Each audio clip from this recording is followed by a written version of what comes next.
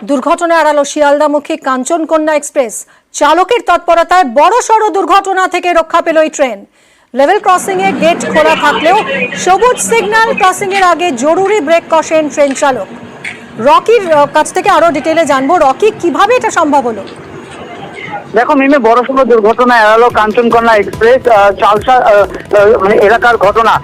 এদিন চালসা থেকে মালবাজার গামী যে কাঞ্চনকন্যা এক্সপ্রেস যখন বিকেল নাগাদ যাচ্ছিল, সেই সময় কিন্তু সন্ধ্যাটি চা বাগানের মধ্যে দিয়ে যে লেভেল ক্রসিং রয়েছে সেখানেই যখন সেই ট্রেনের চালক পৌঁছায় সেই লেভেল ক্রসিং এরিয়ায়, তিনি দেখতে পান সেই লেভেল ক্রসিং এর গেট খোলা এবং সেই ক্রসিং দিয়ে যাতায়াত করছে বহু ছোট ছোট গাড়ি এবং সাধারণ মানুষ।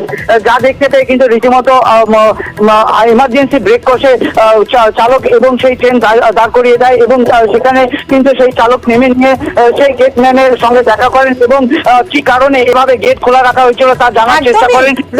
লেভেল ক্রসিং এর গেট খোলা রয়েছে, এদিকে সিগন্যাল সবুজ, মানে আবারও তো সেই রেলের বিরুদ্ধে গাফিলতির অভিযোগে উঠছে।